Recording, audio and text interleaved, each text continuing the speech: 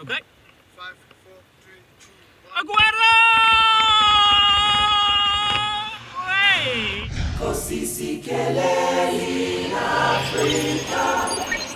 After all the excitement and passion of Seoul, Global City fans arrives in Johannesburg, the beating heart of the new South Africa.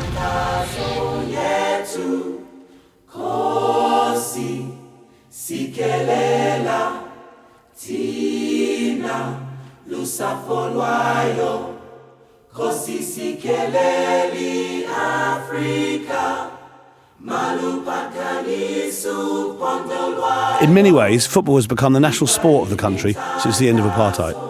Let's find out why and what role Man City play in the fans' love for the game.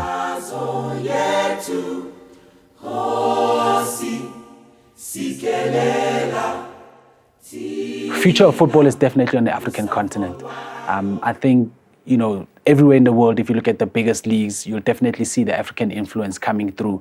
Unfortunately, because of the apartheid era, the world was actually denied seeing some of our biggest stars. When Man City were here for a pre-season tour in 2013, I got to cover, their trip around the country in Pretoria and in Durban. And it's clear for the young kids, Yaya was definitely their idol. First Man City fan we meet, Lito, is a policeman from the Tembisa township. We join him at the Cradle of Humankind to hear his Man City story and to find out more about human heritage. In 2008, the Abu Dhabi group, they took over.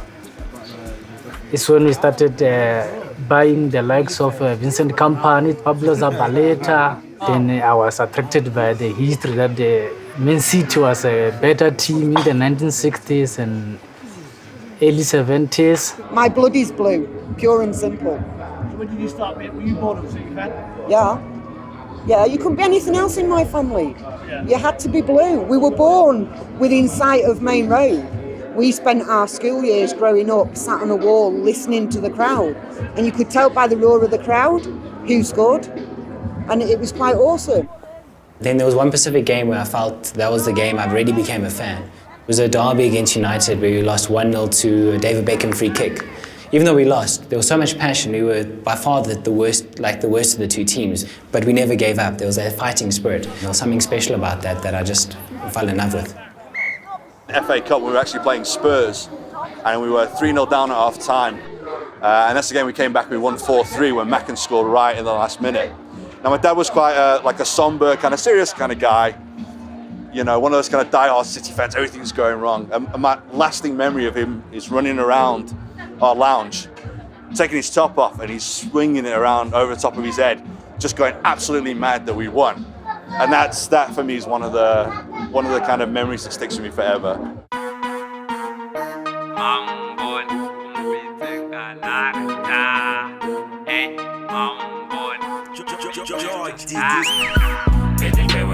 You can't understand football in Johannesburg without visiting Soweto, home to Grassroots football. Here we see football in context, both as a sport and as a cultural phenomenon. As part of the Citizens Giving Project, the Grassroots soccer charity used football skills to teach young people a range of important life lessons. And we are trying to be the role model of the kids because we didn't have the chance to learn about it, but we have the chance to teach kids about life skills and how to live a healthy life and make a healthy decisions in life.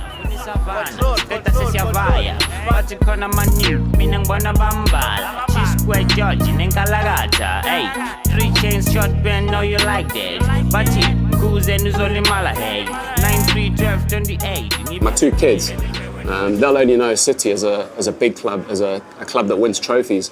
But I mean, I was there in '99, Division 2, following them home away. I've always grown up around Liverpool fans, Arsenal fans, United fans, etc. in the family, in her family, a lot of Liverpool supporters. So I've always been a person that never follows the crowd. In any case, that's just how I am. I know a lot of people have call a lot of City supporters like glory hunters, but at some point, I think everyone, nobody was born knowing a team. You had to find out about your team at some stage, and that's how it happened with us.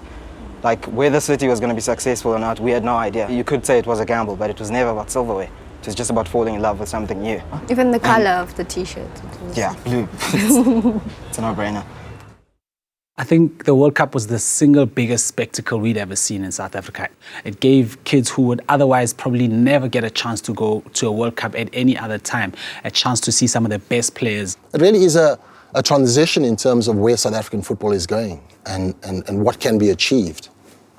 I think it's important for us as a country and as a footballing nation to embrace the changes that are going to come. They're not going to be of immediate impact.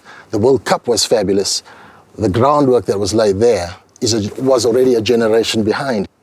My heroes were Phil Masingers, Benny McCarthy's, as well as Kinney as well. So watching those guys in terms of their ability to change football games with almost a single touch or one movement, those are the type of things that stay with you even when you're watching the game from the outsider's perspective as a youngster coming in. We live in an era now where the cult figure, the pull of the cult figure, obviously now with Kun Aguero, the Torres, Pep Guardiola signing in, interest has never been at an all-time high in terms of Manchester City, in terms of where they go from here.